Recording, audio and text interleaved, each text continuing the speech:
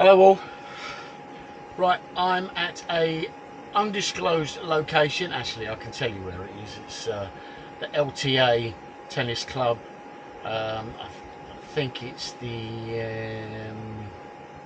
qualifiers for Wimbledon. That's what it is. I'm doing some work here. Can't tell you what it is, but yeah, no, I'm pretty good. I've all set up in the van, so they've shoved me in the corner of the car park. I've got the aerial on top of the roof. Managed to put the system over there. Again, I can't show you. I know it's a pain in the arse, but I can't show you because it's all like super secret. But yeah, relaxing in the van. Everything's working in the van. I've been out in it a few times now. We still haven't done a long trip, but everything's working. There are a couple of things which I wish maybe I would have changed when I do the next one. One of them is a master switch. I watched a video, and on the side door when he goes out, he's got a master switch which cuts everything off apart from the fridge. So all power, excuse me, all power, all gas, everything gets cut off. Well, I think that's a great idea because I've got 3 buttons over here, and then my light switches. I've got a light switch over there. So when we do leave, I do have to make sure that I switch all those 3 off. The lights aren't such a problem because that's easy, just one button. But it's nice to know that you can just push one switch and everything's cut off. So that's one point I'd like to add, I think, in the next one. The next I think is the toilet.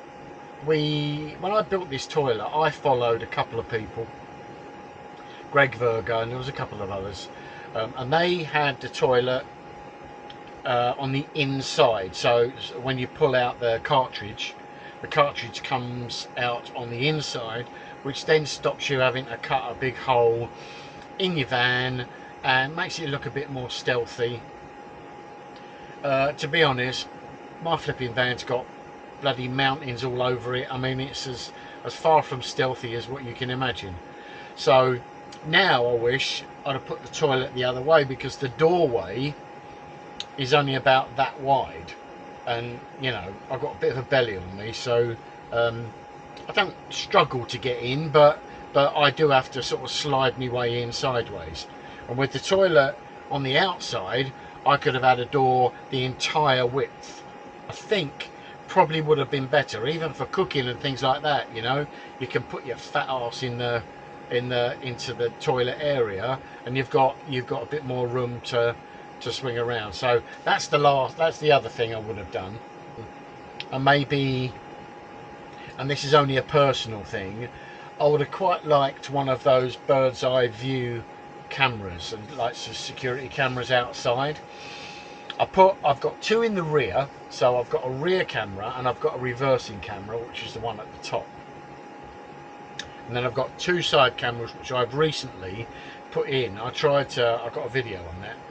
I tried to put them in with these sender units, and one of them works perfectly, but the moment you put the other one on, they must send out the same signal, because I'm getting conflicting pictures, and it drove me mad. So I disconnected it in the end.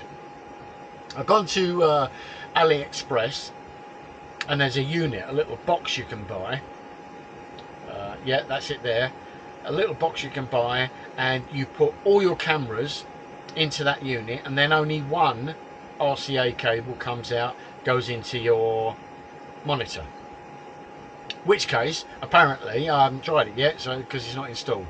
But once you turn on the engine, it will cycle through the rear, the side, the front, and then the side. And then it comes with like a little button, and then you can push the button, and then you could circle around, or you can have all 4 at the same time, and things like that. It has got cables to attach to the indicators, which is quite a good thing. So when you turn left, yeah, the left hand side camera will come up on screen, just to give you that little bit extra viewing area for blind spots and things like that. as the same as the rear view and the front view. So I don't think that's bad. My wife thinks I'm a flaming nutter. I've got too many gadgets in here, but you know, if you're going to live your life for the next few years in a van, especially blokes, you want the gadgets, don't you? You know, you want gadgets. Look, I've got me iPad over there, I've got me router, I've got all me heaters and stuff like that. I've got my monitor over there and the light switch and everything else. So you know, it can't be helped. You want your gadgets, don't you? So I think I might do that. I've got 4 cameras now, and I've also already found out that my cameras are RCA leads, but a lot of these bird's eye view type monitors and all that lot, all the cameras have got these tiny little 4-pin things, and I thought they weren't compatible, but apparently they are. You can buy a 4-pin to RCA, so that shouldn't be a problem. So it is something. The cameras are already in, so it is something I might think about. I think the host, which is the box that does all the gubbins and stuff like that, is about 80 quid. I just, at the moment, I'll leave it. I've got this little box, was like £12, so I'm going to stick that in, see how it works. If it works quite well, I may upgrade to the £80 one and fit it at some point. I'm in no rush at all, so that's fine. I'm just trying to think what else. Everything else in this van has been working great. The fridge has been blinding. That is just a normal 240 house fridge. So I've put that in. It sucks up hardly any power. At the moment, I've got the fridge going on 240. I've got the unit going, which sucks a bit of power.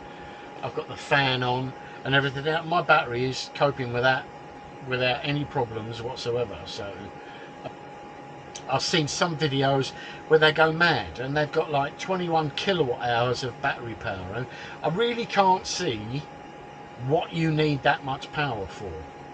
You know, I think if you can run, if you want, I haven't got one, but if you've got a microwave and a coffee machine, I suppose if you wanted a toaster and things like that, the battery I've got, which is 400 amp hour, is well enough to cope with that sort of stuff.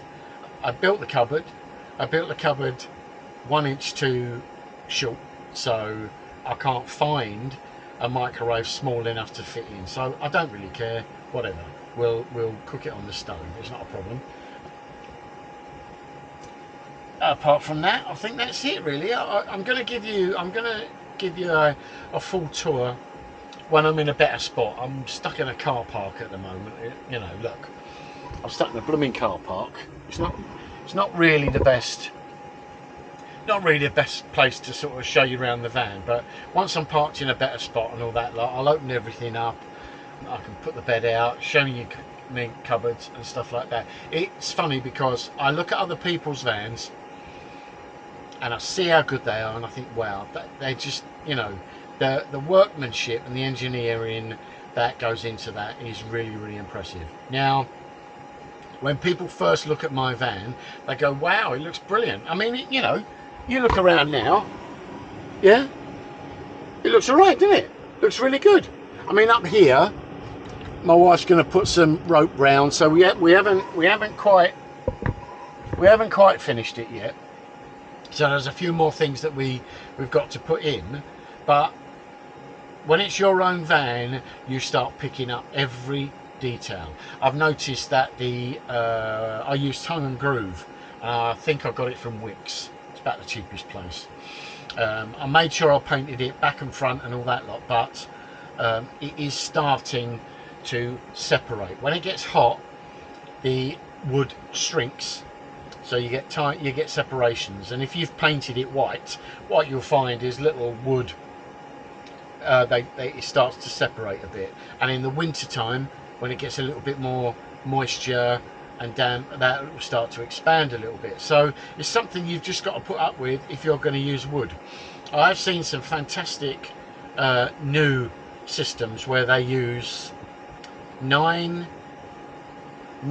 ply, or 6mm could be, and then they cover the whole lot, and then they put 2.5 battens, wood battens on top. So they paint the ply black, and then they put these battens on with about a 1/4 inch gap between all the battens, and it looks really classy, really professional. I think it's lovely. I think I've got a clip here. The material in between the slats or underneath the slats? Yeah, so this is actually just 1/4 inch birch painted Nice. black, and that's just a nice backer, and then through the 1/2 inch gap you can't even see it, it just looks black, so Beautiful. it's pretty sweet. We just pin nailed all of this up here. There's sirens, they got us, Jared. You said Yeah, there you go. I think it looks fantastic. So it's too late now. I love the van. I'm not going to start going, oh, wish I did this, wish I did that. But you do learn. You do learn. We've changed the bed system twice already. One, because the first time we had cushions about that deep. And although they were that deep, they were like super comfortable.